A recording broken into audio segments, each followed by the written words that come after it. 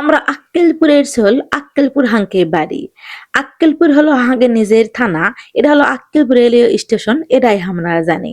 আর Akkelpur railway station শুধু নয় একটা স্টেশন, এটা হলো আক্কেলপুর এলাকার ভাই বাদার চাচা খালুদের আবেগ অনুভূতি প্রকাশ করার জায়গা।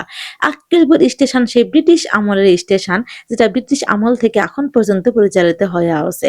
আর আক্কেলপুর স্টেশন মানে হলো এলাকার ভাই বাদার চাচাদের আনন্দ উল্লাস, আড্ডা, গল্প এবং চা খাওয়ার জায়গা।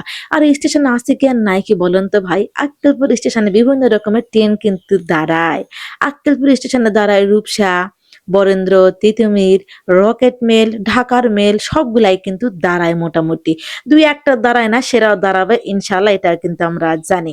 আর আক্কেলপুর স্টেশন ভাই পুরো একটা ব্র্যান্ড, এটাই কিন্তু আমরা মানি। কি কোন চাষমিয়া?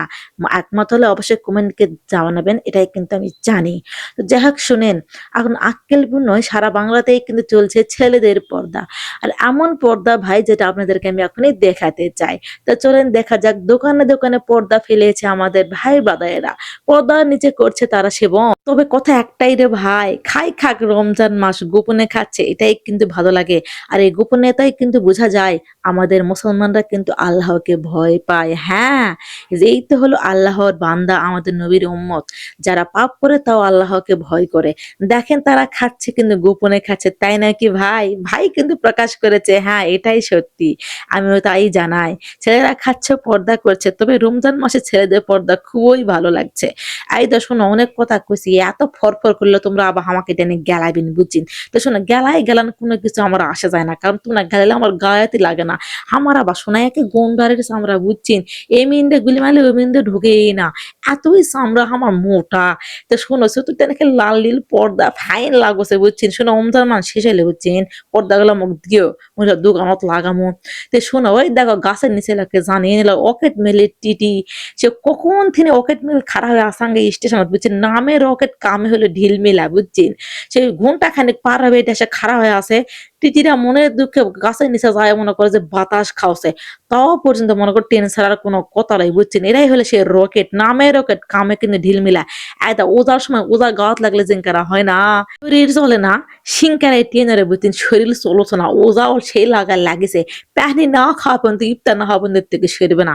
আর আই দেখো হাঙ্গা খালার বস থেকে ইফতার করছে, বাজে এখন দুপুর হলো একটা বুঝছেন। আর হাঙ্গে স্টেশন কিন্তু গাছ আছে, এটা হলো করের গাছ, যেটা আমি ছোট থেকে দেখছি বুঝছেন, ওই উঙ্কা আছে। আমি ছোট থেকে বড় হয়ে গেছি কিন্তু উঙ্কায় আছে। আর একটা গাছ আছে হলো বকুলের গাছ। এই বকুলের গাছের তলে কিন্তু বিভিন্ন লোকের কিন্তু বিভিন্ন স্মৃতি জড়িয়ে আছে, তাই লয়? তো তোমাকে কার কার এই স্টেশনের স্মৃতি জড়িয়ে আছে অবশ্যই কিন্তু আমাকে কমেন্ট করে জানাবেন।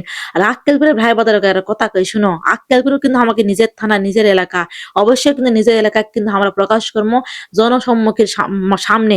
অনেকেই যারা এখন পর্যন্ত চিনে না হাঙ্গা আক্কেলপুর, তারা তামানেই চিনে আমার ভিডিওর মাধ্যমে। হ্যাঁ তোমাকে আপা খালি তুই তাকারে করি, তাই লয় শোনো, আমাকে আঞ্চলিক ভাষা কইতে সেই ফাইন লাগে বুঝছেন। তোমরা কে কিছু ম্যান করে না, আর ম্যান যদি করেন আমার কিন্তু কোনো কিছু যায় আসে না, কারণ আমি আক্কেলপুরের ভাষা কমই আমাকে ভাষা ভাইন লাগে। সব ভালো থাকবেন, সুস্থ থাকবেন, আর মোর জন্য বেশি বেশি করে দোয়া করবেন। আমি তোমাদের জন্য আরো ভিডিও লিখে হাজির হবো। আসসালামু আলাইকুম, রমজান মোবারক।